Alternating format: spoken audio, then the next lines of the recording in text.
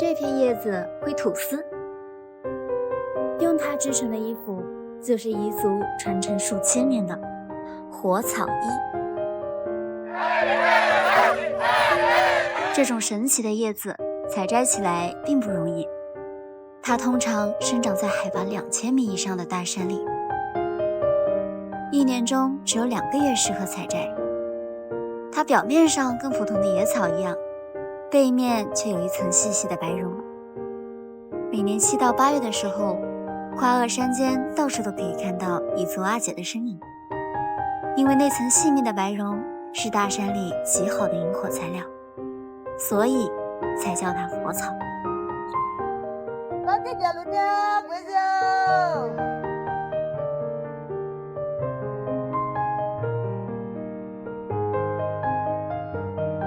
新鲜的叶子是要在水里清洗干净，然后马上开始制作。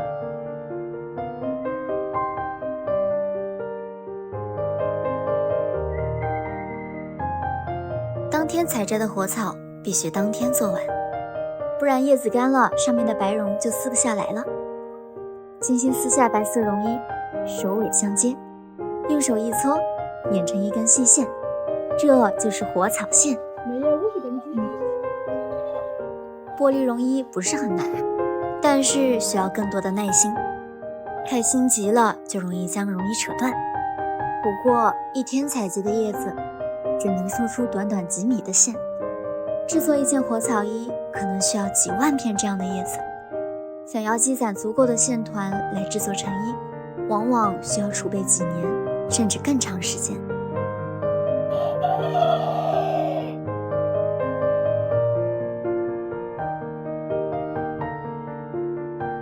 但是每一个彝族少年长成大人时，彝人们都会举全家之力，在成人礼上为他送上一件珍贵的火草衣。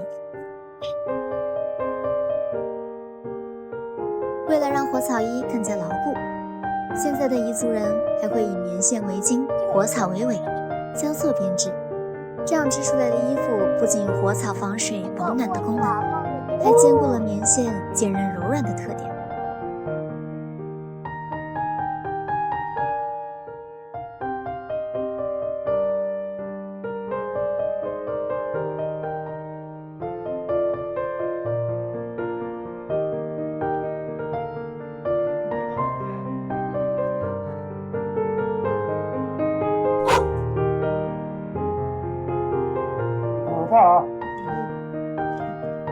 牵紧引线后，装上织机就可以开始织布了。梭子穿过经线，用木锤将吻线压紧按实，梭子带着火草线来回穿梭，紧实的火草布就慢慢出现了。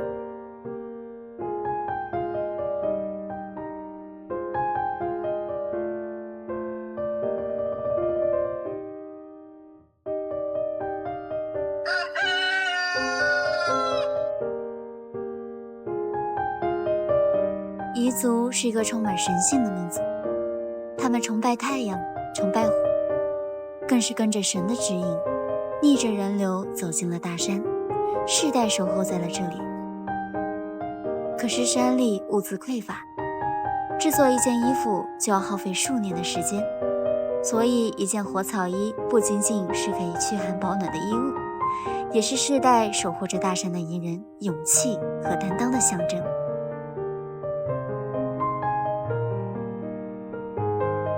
时至今日，其实彝人已经有了更多柔软舒适的面料选择。火草制成的布料并没有想象中的柔软，甚至有一些粗粝，但是火草衣依然是彝族少年成人礼时的盛装，因为它是成熟的标志，也是前人来时的路。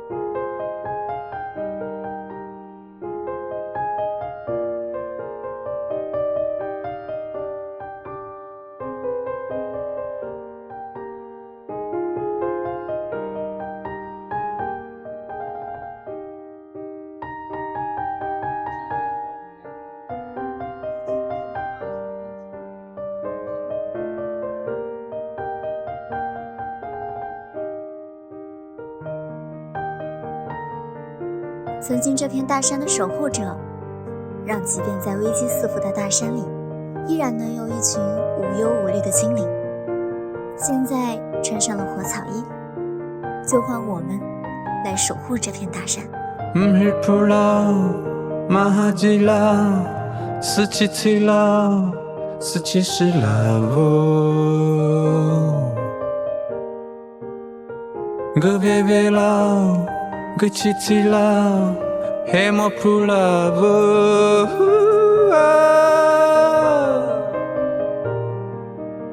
此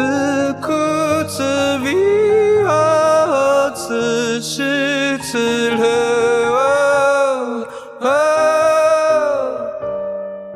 阿杰鲁阿杰鲁阿杰鲁阿杰阿杰鲁阿杰阿杰鲁那你他吃嘛啥你他吃哟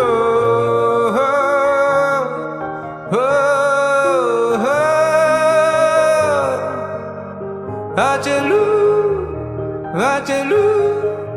阿杰鲁阿杰阿杰鲁阿杰